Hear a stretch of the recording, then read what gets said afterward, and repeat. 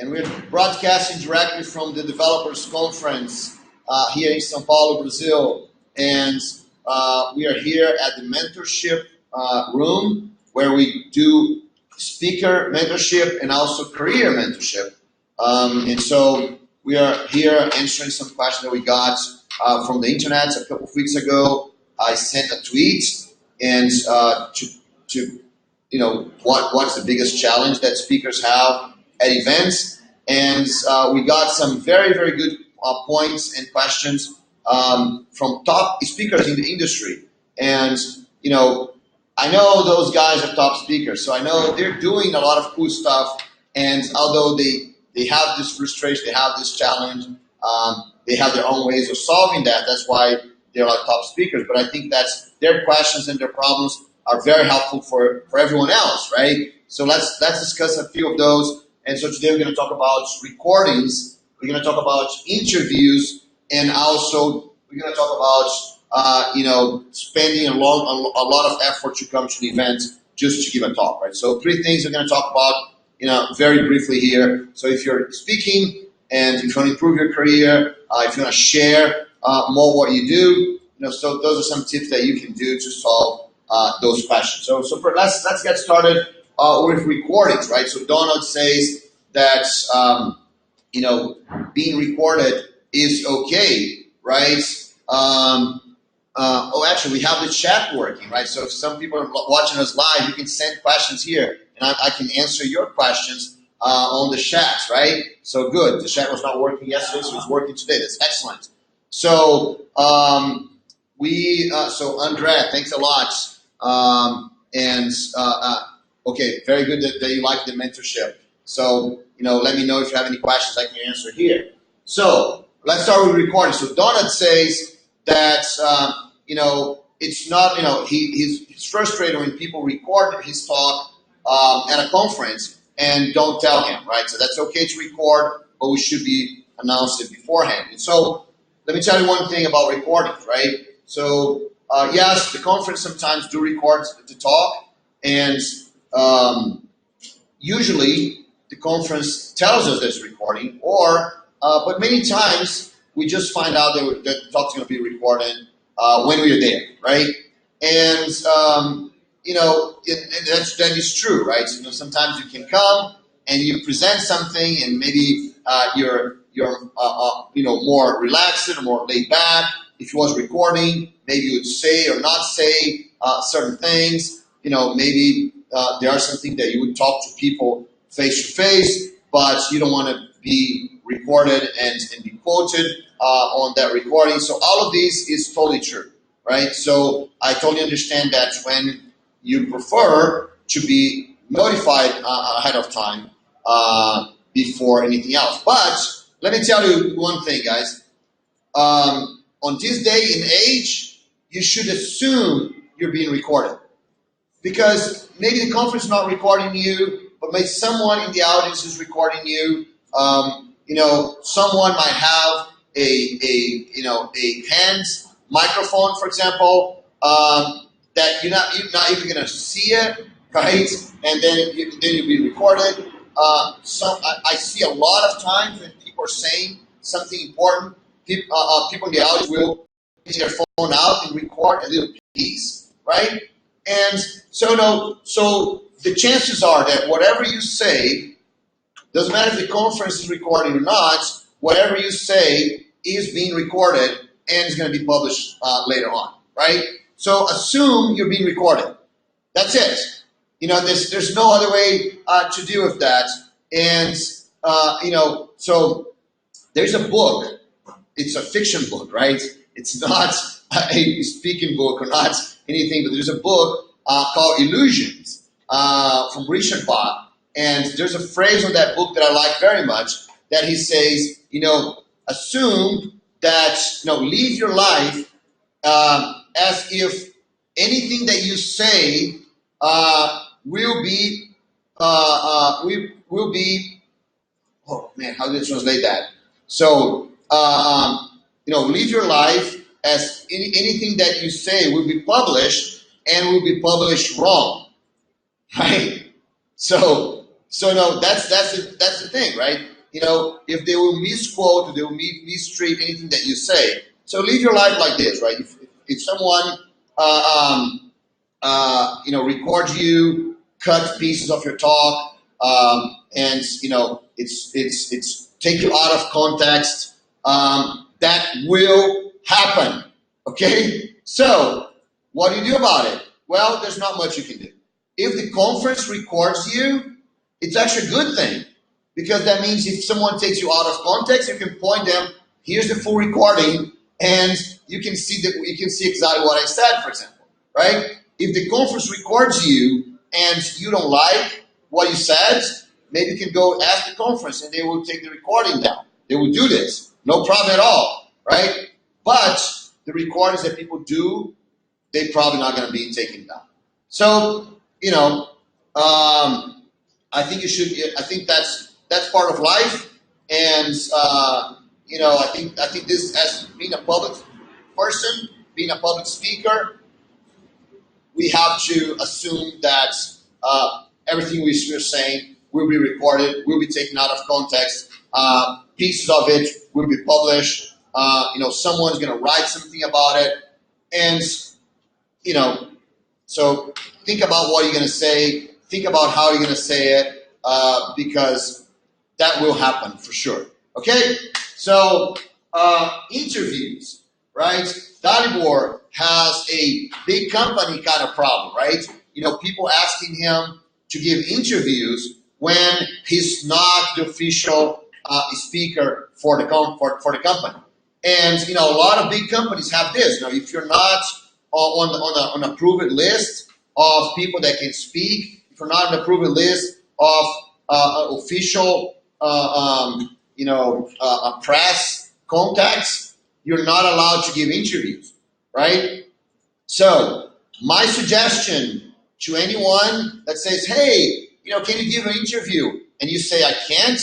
Your answer should be, I'm going to give a talk. You can come to my talk and ask questions.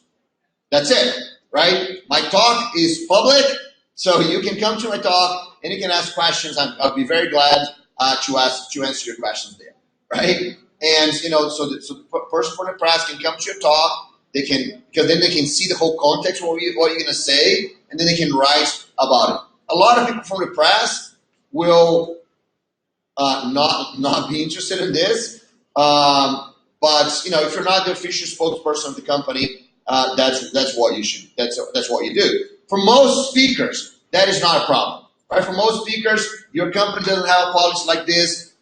You're going to be speaking for yourself, not for anyone else. So for most companies, besides the big ones, right? For most companies, you're going to be okay. So one thing that I suggest you to do when you're interviewed, right? That's really, really important. It does not matter, the person, if the interviewer is a professional, he's going to try to take, from you some information. It's going to be controversial. He's going to be trying to trick you into answer questions. That's their job, right? So I'm not complaining about their job. That's what they do. They have to get the new stuff, right? The different stuff, the thing that no one's talking about, right? So they will ask you questions trying to get that information. You have to think about that. It doesn't matter what they ask. You have to answer the information that you want to be published, right? So no matter what people ask, answer the things that you want to be published, okay? And so that takes some skill, but you're not obligated and answer like immediately, like very fast question. And someone asks you a question, you can stop and you can think, that's an interesting question, and you can think, right? Take your time to think, what can I say here that's going to be published? I can, maybe you can quote, if you a page, right? Oh, you're asking me about the dates of the release of our software. So we have a page on the internet that gives exact dates. So I can tell you that on that page, this and this dates are given. So so you can give public information, right? So you can think, right? You don't need to rush. And yes, I understand that a lot of people will try to get you to answer questions even when you can't. And the good thing is, if your company has a policy that you can't speak with the press, that's an easy one. You can say, I'm not allowed. I would love to talk with you. I'd love to be interviewed. I'd love to be part of a publication. I'd love to do all that, but I'm not allowed. I can be fired if I do this. Sorry. That's it. Okay? Then that's going to happen. Oh, but what if they record me in my speech? I don't know what the policy of the companies are, but usually your speech, right, it's a public thing, right? It's being recorded. You can watch online. The person from the press can deal with you, can work with you. So suggest the person from the press to come to your talk, and you're going to answer all questions there. That could be a great way of doing it.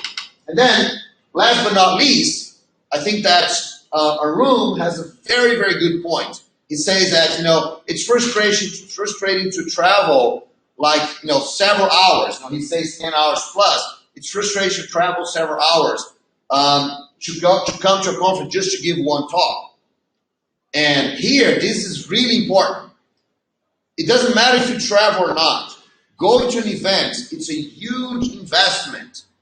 It's investment in time. It's investment in money, right? If you have to travel, it's even worse, right? It's investment on your family time. It's investment in your personal time, right? You travel, and then you have hotels, you have meals. You're away from your family, you're away from your house.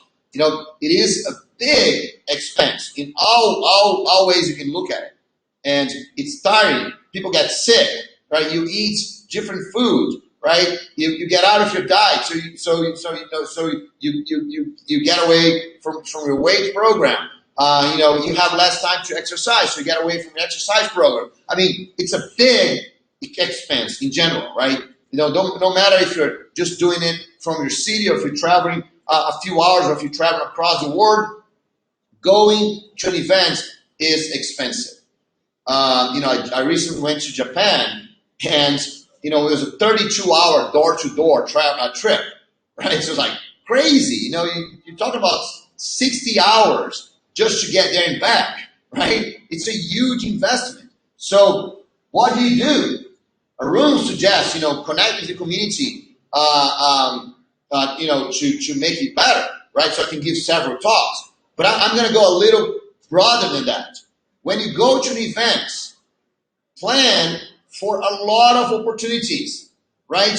Meet customers, record content, talk with important people, ask questions to people that you want to ask questions to, schedule meetings. I don't know, give more talks, right? Go on the corridor and talk with people and kind of, I do this a lot, right? You go to the corridor, you start talking with people, and then some people join you around you, so you can ask questions, you can discuss things with them, right? So, you can maximize your results at the event, right? If you think a little bit before you travel, right? Before you go there, what else can I do? Sometimes if you stay one more day, right? You can participate on something else, right? If you go a little bit earlier, maybe you can come and visit a company or organize an event with a community person, right? I mean, when you go to an event, you should just go there because I have one talk. The one talk you're going to the event usually is the one that justifies your trip, right? Your company's going to send you there because of that. Maybe the event's going to pay your trip to come there, right? Or maybe that's something you really want to do, so you're paying yourself to go there because you have that one talk. So your one talk is the one that's going to justify your trip. But if you do all kinds of other things, right? So if you do interviews with other people, if you meet other speakers and create connections, if you do all these other things, they're important for you, they're important for your company, then the whole thing it's a lot more worthwhile. The whole thing gets a lot more interesting. Okay? So don't go to an event without a plan. Don't go to an event just to give one talk and, oh, now I'm free, right? Maximize your time at the event, right? Gavin King the other day on a Twitter discussion said that he thinks going to events is uncomfortable. And yes, it is, right? There's all kinds of people that come talk to you. There's all kinds, all the discussion we're having here. People asking you to do interviews. People recording what you're saying. You're on the spotlight. There's all kinds of discomfort on the event, right? So it is uncomfortable. So maximize it. Think what would be good for you, for your community, for your company, right? Making the whole event a win-win-win-win-win-win situation, right? If you think about your audience, my audience on Twitter, what do they want to know? If I talk to someone and I can send a tweet to my audience about that topic that my audience wants to know, my audience on Twitter is going to like. What is my audience on YouTube wants to know? If I do an interview, if I talk to someone, that would be great, right? So every time that you go to an event, maximize all your results. Think about everything that you can do to really get the results going, okay? So Andres says, most important of an event, it's not the talk per se, right? Is networking, right? Get to know people. So yes, it is really important that you get to know people, but you have to know who are the people that you want to know. Okay, who are the people that you want to meet?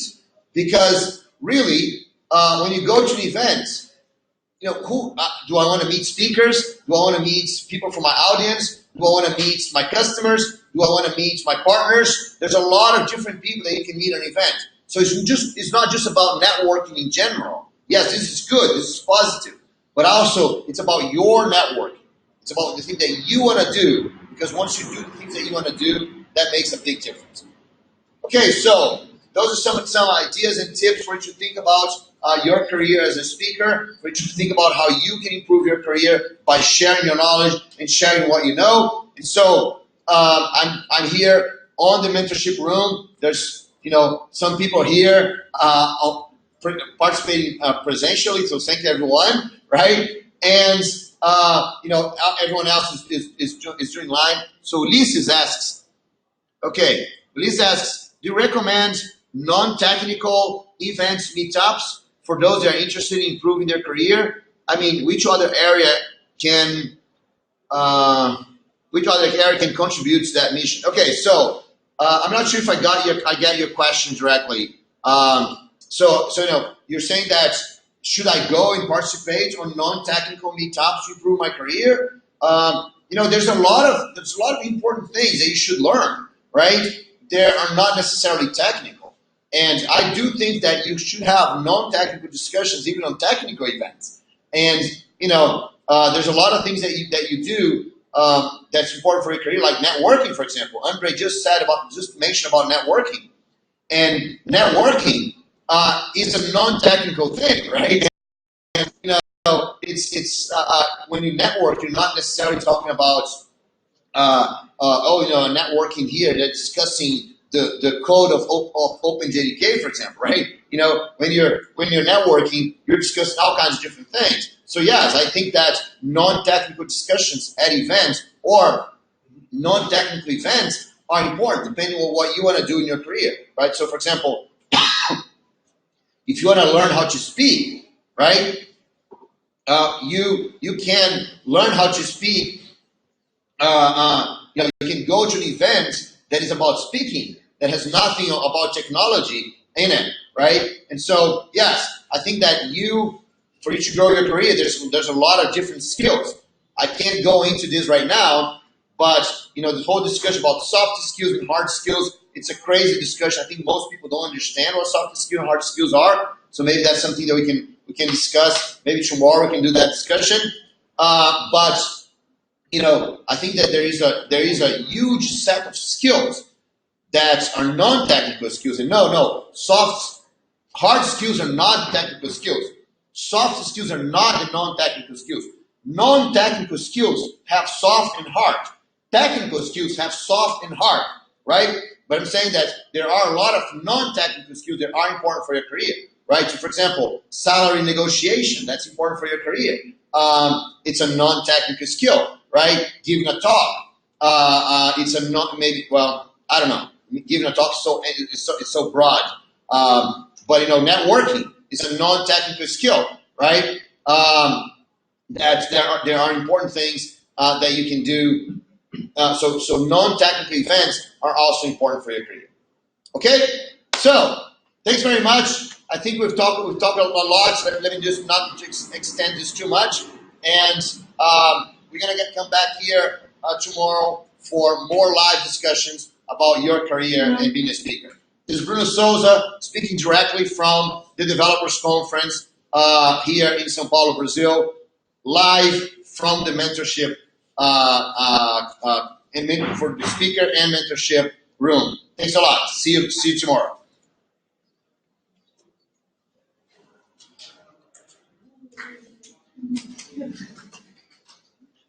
Okay. Should